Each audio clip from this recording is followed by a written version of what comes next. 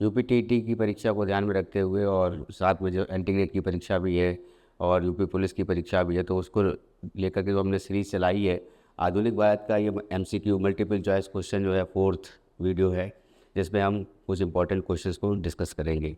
तो स्टार्ट करने से पहले सभी से मेरा कहना है कि आप लोग चैनल सब्सक्राइब कर दीजिए और बेल आइकन दबा दीजिए, ताकि जो भी नया वीडियो आए उसकी अपडेट आपको मिल जाए। स्टार्ट करते हैं। किस गवर्नर जनरल ने भारत में अंग्रेजी को शिक्षा का माध्यम बनाने का निर्णय लिया? ये गवर्नर जनरल थे लॉर्ड विलियम बेटिंग। ये भारत के पहले गवर्नर जनरल थे। भारत के पहले गवर्नर जनरल, प्रथम लिख सकते हैं, प्रथम गवर्नर जनरल।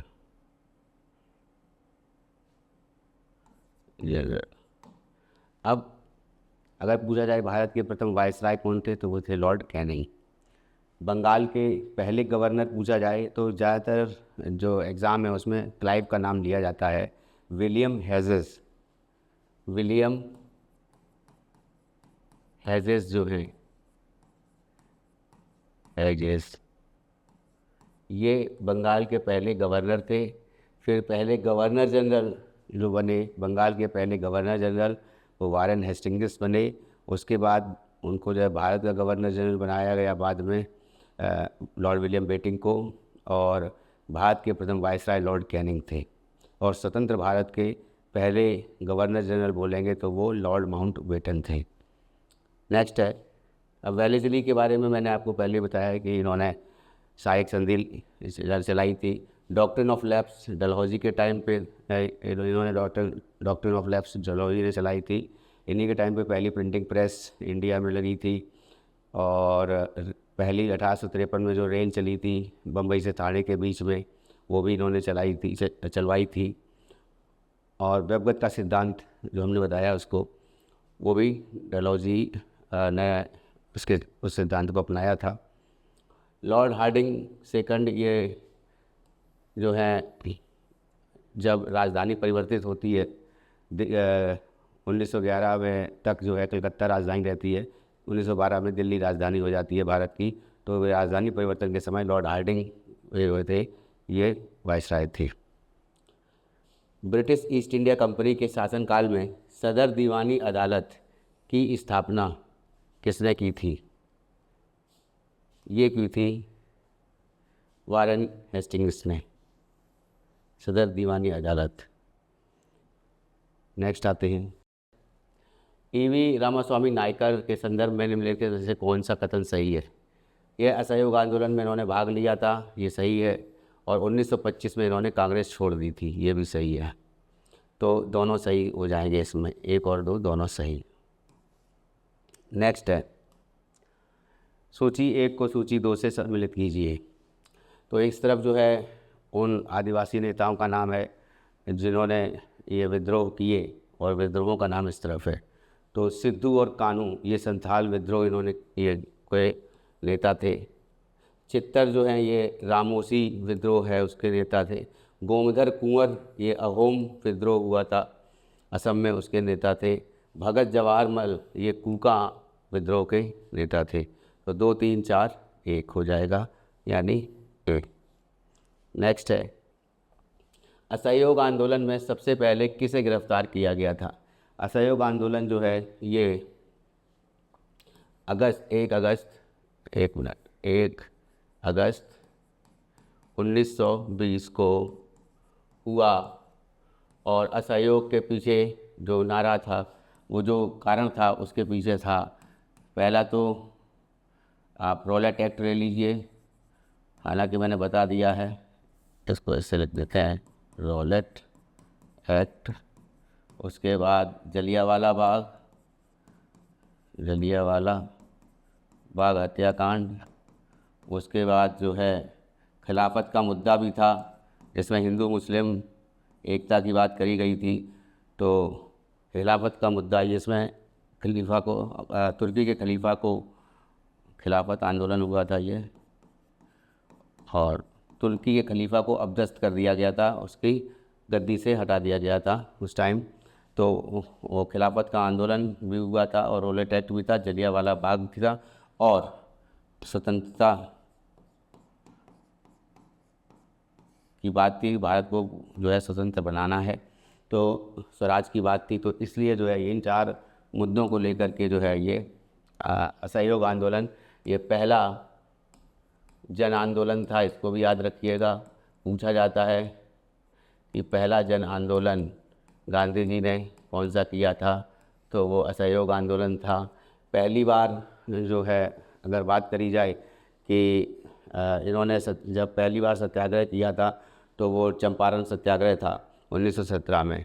उसके बाद इन्होंने जो पहली हड़ताल करी थी वो अहमदाबाद मिल हड़ताल करी थी, याद रखिएगा इसको, 1917 में ही। तो इसके बाद महात्मा गांधी ने देश रत्न की उपाधि किसे दी है, तो देश रत्न की उपाधि महात्मा गांधी ने राजेंद्र प्रसाद को दी है।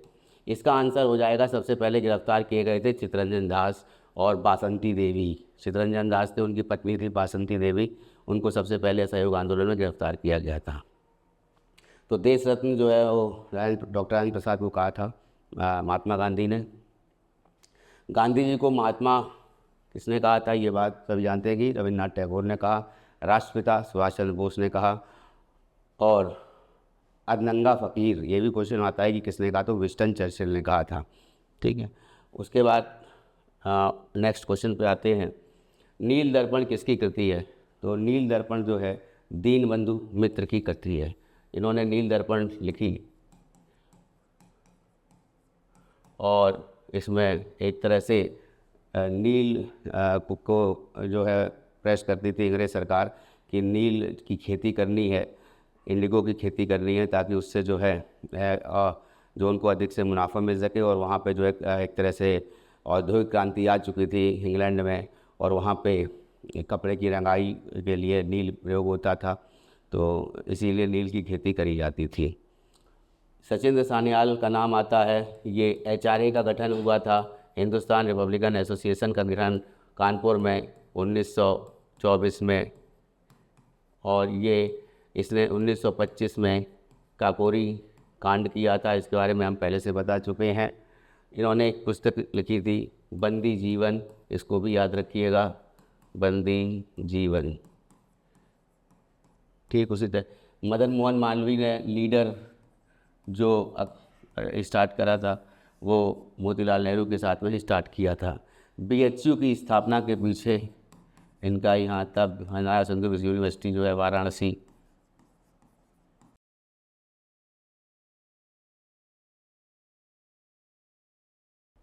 इन्होंने स्टार्ट करी थी।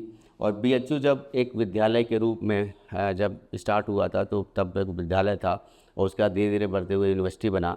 तो जब विद्यालय की बात आती है कि BHU में जब बनारस हिंदू विश्वविद्यालय बनने से पहले जो बनारस में जो स्कूल खोला था, इसको स्कूल के रूप में खोला था, वो एनी बेसेंट ने खोला था। उसके बाद यहाँ पे नेक्स्ट क्वेश्चन है कि कलकत्ता में स्थित फोर्ट विलियम कॉलेज की बात आ रही है। तो फोर्ट विलियम कॉलेज कलकत्ता में, इसकी स्थापना जो है किसने की थी, तो फोर्ट विलियम कॉलेज की स्थापना ये लॉर्ड वेलेस्ली ने की थी। और लॉर्ड वेलेस्ली जो है इनके सहायक संधि से आप परिचित हैं। ये सबसे पहले सहायक संधि में हैदराबाद को जो है वो राज्य हुआ था, हैदराबाद की रियासत के साथ सहायक संधि करने में। बाकी सहायक संधि क्या थी इसके बारे में चर्चा नहीं करेंगे, पिछले वीडियो में हमने करी है, उसको आप देख सकते हैं, तो उसका लिंक जो है डिस्क्रिप्शन में दे रखा है। लॉर्ड कॉर्नवालिस ये स्थायी बंदोबस्त इन्होंने अपनाया था। तो और उसके बाद में लॉर्ड कॉर्नवालिस का नाम जो है इसलिए भी लिया जाता है कि पूछा जाता है एग्ज़ाम में कि लॉर्ड कॉर्नवालिस की समाधि कहाँ है, तो ये जो है गाजीपुर में, उत्तर प्रदेश के गाजीपुर में इनकी समाधि है लॉर्ड कॉर्नवालिस की। कॉर्नवालिस ने जो है स्थायी बंदोबस्त के साथ साथ सिविल सेवा का जनक भी इन्हीं को कहा जाता है, लॉर्ड कॉर्नवालिस को ही कहा जाता है। लॉर्ड हार्डिंग द्वितीय के बारे में बता चुके। लॉर्ड रिपन स्थानीय स्वशासन के जनक, एल्बर्ट बिल लाना वर्नाकुलर प्रेस एक्ट को हटाना, और उसके साथ साथ हंटर शिक्षा आयोग को नियुक्त करना, ये सभी काम जो है लॉर्ड रिपन के टाइम पे हुए थे। भारतीय कृषि सेवा की शुरुआत निम्नलिखित में से किसने की थी, तो भारतीय कृषि सेवा की शुरुआत ये लॉर्ड मिंटो ने की थी। लॉर्ड कर्जन के टाइम पे बंगाल विभाजन भी हुआ, रेले कमीशन आया, शिक्षा का रेले कमीशन था और 1902 में ये आया था। पुरातत्व विभाग की स्थापना भी करी गई थी लॉर्ड कर्जन के टाइम पे। और जो कहा जाता है कि सबसे ज़्यादा, जैसे रेलगाड़ी तो स्टार्ट हुई थी, ट्रेन स्टार्ट हुई थी 1853 में चलना, ये डलहौजी के टाइम पे, लेकिन सबसे ज़्यादा विकास जो हुआ रेलवे का वो लॉर्ड कर्जन के टाइम पे हुआ।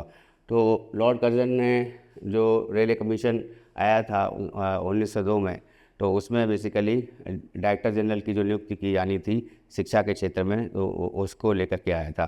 तो याद रखिएगा कि जब कभी पूछा जाए कि महानिदेशक का पद जो है, शिक्षा महानिदेशक का पद कब सृजित किया गया, तो वो किया गया रेले कमीशन की 1902 के द्वारा। उस टाइम पे लॉर्ड कर्जन के टाइम पे लॉर्ड कर्जन उस समय वायसराय था यहाँ का, ठीक है, इंडिया का। और उसके बाद जो है लॉर्ड विलियम बेटिंग, ये सती प्रथा इन्होंने अंत करी थी 1829 में। और सती प्रथा का जो उन्मूलन किया था, तो उस समय जो है यहाँ पहला तो ये, और दूसरा लॉर्ड विलियम बेटिंग को ये प्रथम भारत का प्रथम गवर्नर जनरल कहा जाता है।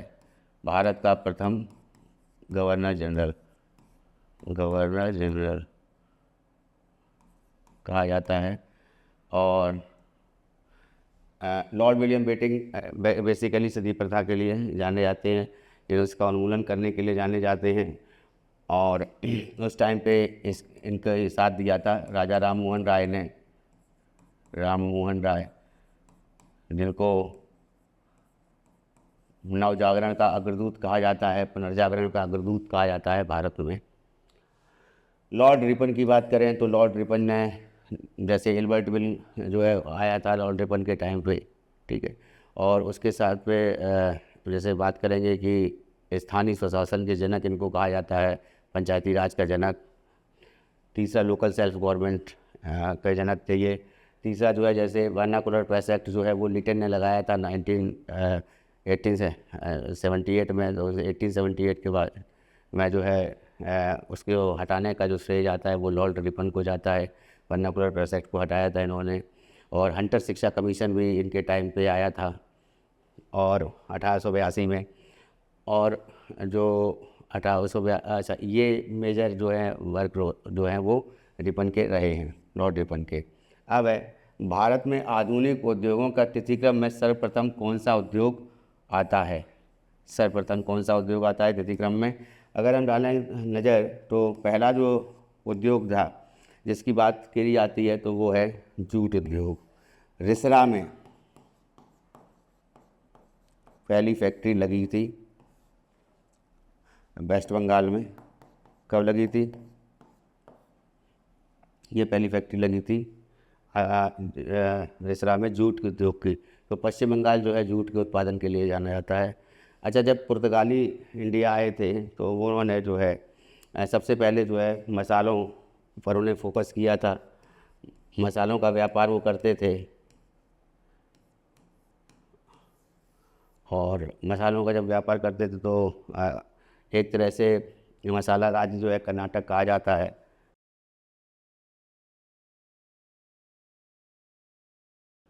और जब बात आ रही थी कि जूट जो है वो विजयसराय में 1855 में ये उसकी स्थापना हुई थी।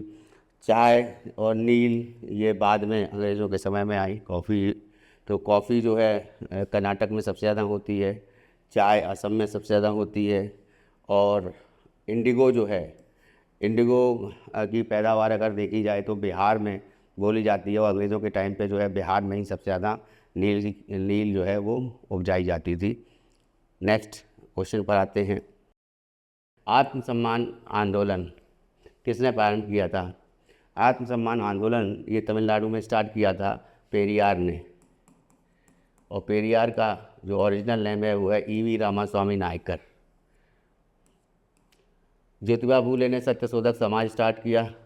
जवाहरलाल नेहरू लाहौर अधिवेशन जो 1929 का हुआ था, जिसमें सबसे पहले जो है तिरंगा फहराया गया था और ये माना गया था कि 26 जनवरी 1930 को हम स्वतंत्रता दिवस मनाएंगे। इसीलिए जो है 26 जनवरी 1930 26 जनवरी को गणतंत्र दिवस मनाया जाता है। हालांकि संविधान दिवस 26 नवंबर को ही हो जाता है कि संविधान, लेकिन संविधान को आत्मार्पित, अधिनियमित और अंगीकृत किया गया 26 नवंबर 1949 में, और उसके बाद में जो 1950 में इसको जो है 26 जनवरी को 1950 में 26 जनवरी 1950 में पहला गणतंत्र दिवस मनाया गया। ठीक है। अब नेक्स्ट है E.V. रामास्वामी नायकर जो है, इनको पेरियार कहा जाता है। इन्होंने ही आत्मसम्मान आंदोलन चलाया। B.R. अम्बेडकर बहिष्करणकारिणी सभा इन्होंने चलाई। ठीक है। और ज्योतिबा फूले, इनका नाम जो है सत्यशोधक समाज से इनका है, सत्यशोधक समाज की स्थापना इन्होंने की थी। निम्न में से किसने असहयोग आंदोलन के दौरान अपनी वकालत छोड़ दी थी? ये इम्पोर्टेंट है। असहयोग आंदोलन के दौरान वकालत छोड़ दी थी, ये चित्तरंजन दास, C.R. दास ने वकालत छोड़ी थी। 1 अगस्त 1920 को जब ये आंदोलन स्टार्ट होता है तो गांधी जी ने 1 वर्ष में जो है स्वराज दिलाने की बात करी थी, स्वतंत्रता दिलाने की बात करी थी असहयोग आंदोलन में, पहली बात। दूसरा जन आंदोलन था ये। तीसरा जो मुद्दे थे मैंने अभी रिसेंटली बताए, उन मुद्दों पर था। चौथा जो है, जो इम्पोर्टेंट बात है कि असहयोग आंदोलन में जो सबसे बड़ा आंदोलन जो ये रहा, ये एक तरह से अहिंसक आंदोलन था। तो अहिंसा पर सत्य और अहिंसा जो है गांधी जी उसको मानते थे, और अहिंसा पहला आंदोलन जो एक तरह से अहिंसा पे रहा, जन आंदोलन था, सभी लोगों ने भाग लिया इसमें। लेकिन एक ऐसा घटना घटती है वो चौरी चौरा की, जो कि 5 फरवरी 1922 को घटती है, जहाँ पे क्या होता है कि जो किसानों की, अगर आप उसको डिटेल में देखेंगे तो उसमें नाम आता है किसानों का, कि किसानों की भीड़ जो थी, या कह सकते हैं विद्रोहियों की भीड़, ज़्यादातर किताबों में लिखा है। तो भीड़ ने जाकर क्या है जो है उसमें पुलिस थाने में एक तरह से जाकर के पुलिस थाने में पुलिस वालों को जो है वहाँ पर जो ब्रिटिश पुलिस के जो सिपाही थे उनको जिंदा जला दिया था। तो इस कारण से जो है ऐसा माना गया, और उसके बाद जो है 5 फरवरी 1922 को जो है ये चौरी चौरा हत्याकांड होता है। यह चौरी चौरा की ये घटना होती है, और उसके बाद जो माफ़ करना चौरी चौरा घटना है। तो चौरी चौरा कांड होता है, और उसके बाद में 12 फरवरी को जो है इन्होंने, उस समय ये बारदोली में थे, यही पूछा जाता है, गांधी जी बारदोली में थे, और इन्होंने 12 फरवरी 1922 को आंदोलन वापस ले लिया था।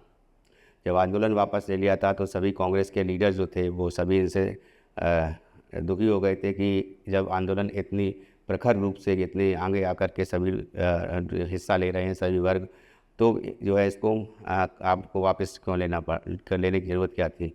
तो बस बात वही थी कि अहिंसा पर ये टिका था आंदोलन।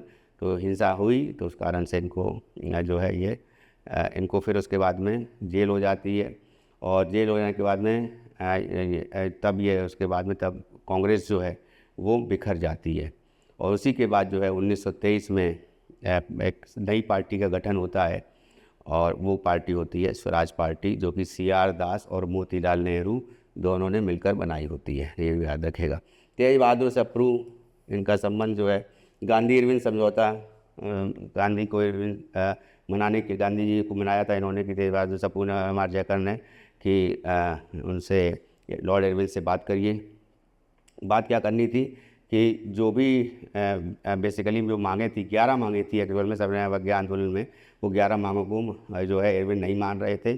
तो गांधी जी ने जो है एक तरह से इरविन से मिलने से मना कर दिया था, और पहले इरविन ने ही मना कर दिया था कि हम नहीं मिलेंगे, उसके बाद फिर गांधी जी भी नहीं माने, और वो सविनय अवज्ञा आंदोलन जो है वो करने की चाह कर रहे थे। उसके बाद जो है गांधी इरविन समझौता होता है, उसमें जो है ये तेज बहादुर सप्रू, M.R. जयकर जो है महत्वपूर्ण भूमिका निभाते हैं इस समझौते को करने में। ठीक है। तो सविनय अवज्ञा आंदोलन जब डिटेल में हम पढ़ाएंगे तब उसके बारे में आप लोग बाद में चर्चा करेंगे। ठीक है। तो इसके बाद आते हैं नेक्स्ट क्वेश्चन पर। भारतीय असंतोष का पिता या किसे कहा जाता है? ये बाल गंगाधर तिलक को कहा जाता है भारतीय असंतोष का पिता। और ये किसने कहा? ये कहा वैलेंटाइन सिरोल ने।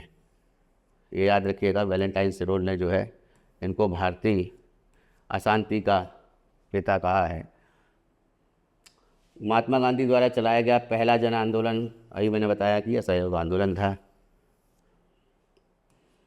एक तिलक फंड बनाया था उसमें जो है बात करी गई थी। उस फंड में जो है स्वयं सेवी संस्थाएं बनाई गई थी और तिलक फंड बनाया गया था कि तिलक फंड में भी जो है पैसे डाले जाएंगे। उस समय बाल गंगाधर तिलक की मृत्यु हो चुकी होती है। फिर नेक्स्ट आते हैं, इसमें भारत छोड़ो आंदोलन 1942 में स्टार्ट हुआ, ठीक है। ऑपरेशन ज़ीरो आवर चलाया था ये अंग्रेज़ों ने, ब्रिटिश सरकार ने, और उसके तहत जो है एक तरह से सारे जितने भी कांग्रेस के लीडर थे उनको जेल में डाल दिया गया था। तो जवाहरलाल नेहरू को नर्मदा जेल में डाला था, नहीं आगा कहाँ पहले इसमें ये इनको डाला था, गांधी जी को डाला था। तो ये एक तरह से कहने की बात ज़रूर है कि इसका प्रतिनिधित्व गांधी जी ने किया, लेकिन ये स्वतः अपने आप में ये आंदोलन जो है बढ़ने लगा था। 1942 में भारत छोड़ो आंदोलन स्टार्ट हुआ था। नमक सत्याग्रह, सविनय अवज्ञा आंदोलन के बारे में बता ही दिया। नील आंदोलन की बात हमने बताई दी कि नील आंदोलन कहने का मतलब है कि नील की खेती उपजाने पर जोर था, और साथ में जो है जो खाद्यान्न फसलें थी वो खाद्यान्न फसलें जो है भारतीय किसान नहीं उपजा पाते थे, क्योंकि जो ब्रिटिश जो सैनिक थे या ब्रिटिश सरकार थी वो उन पर जो है एक तरह से जो उनको दबा रही थी या कह सकते हैं उनका शोषण कर रही थी। तो इस कारण से नील आंदोलन जो है वो चलाया गया था बिहार में। नेक्स्ट आते हैं, साइमन गो बैक के नारा के निर्माण किसने किया था? ये मोस्ट इंपॉर्टेंट क्वेश्चन है, इसको याद रखिएगा। यूसुफ मेहर अली, इन्होंने साइमन गो बैक का नारा जो है ये इसका निर्माण किया था सबसे पहले, ठीक है। और ये लगाया किसने था साइमन गो बैक के नारे? साइमन कमीशन भारत आया था 1927 में, उसकी नियुक्ति करी गई थी। और वो नियुक्ति इसलिए करी गई थी कि 1919 का जो भारत शासन अधिनियम है, जिसके तहत जो है मार्ले में, जिसको कि मोंटेग्यू चेम्सफोर्ड सुधार भी बोला जाता है, तो उसकी रिपोर्ट की जांच करने के लिए और साथ में भारत में जो है संविधान का निर्माण करने के लिए। तो साइमन कमीशन क्या होता है कि पहले तो कहा जाता है कि 10 साल बाद आएगा, तो 1929 में आ जाए, लेकिन पहले ही आ जाता है। तो पहले ही आ जाता है, उसका कारण ये होता है कि वहाँ पर सरकार जो है वो चेंज हो जाती है, तो पहले आ जाता है। तो 1928 में जब बम्बई में साइमन कमीशन आता है, और साइमन कमीशन जो है उसमें कोई भी भारतीय नहीं होता है मेंबर उस कमीशन का, सभी जो है अंग्रेज़ मेंबर होते हैं। इसीलिए जो है उसका बहिष्कार भी किया जाता है कांग्रेस के द्वारा, और मुस्लिम लीग के द्वारा भी किया ही जाता है, ठीक है। तो ये लेकिन साइमन गो बैक का नारा देते हुए ये जो है लाहौर में लाला लाजपत राय की मृत्यु हो जाती है, और उसके बाद में सोल्डर्स की हत्या, इस लाहौर षड्यंत्र केस के बारे में उन्हें पहले बता चुका हूँ, ठीक है। तो उसके बाद है गांधी जी का प्रसिद्ध दांडी मार्च किस आंदोलन से शुरू का सूचक है? तो दांडी मार्च जो है ये भारत छोड़ो आंदोलन नहीं, हाँ सविनय अवज्ञा आंदोलन लिखा तो है, ठीक है। 1930 में ये स्टार्ट हुआ था। 6 अप्रैल दांडी यात्रा करी गई थी। ये जो है 12 मार्च, अभी मैंने बताया था 12 मार्च 1930 को दांडी यात्रा करी गई थी।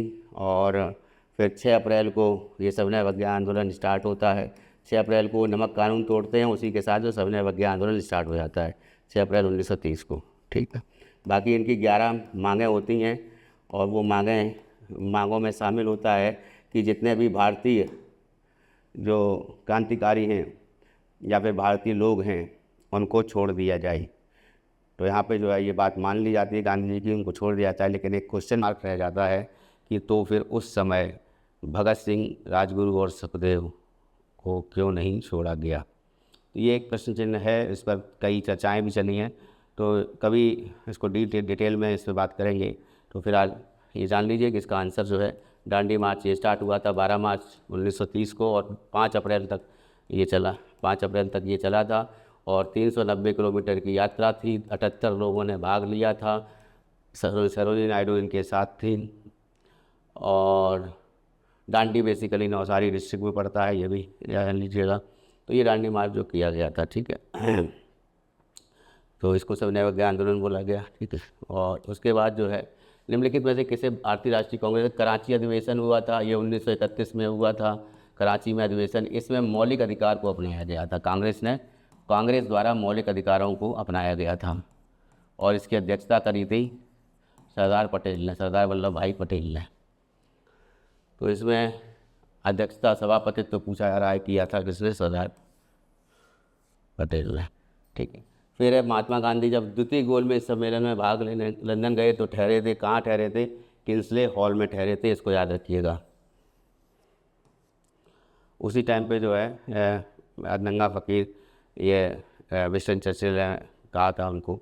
तो ये इम्पोर्टेंट क्वेश्चन थे जो आधुनिक भारत के, हमारा ये चौथा वीडियो था उस पर इस मल्टीपल चॉइस क्वेश्चन का।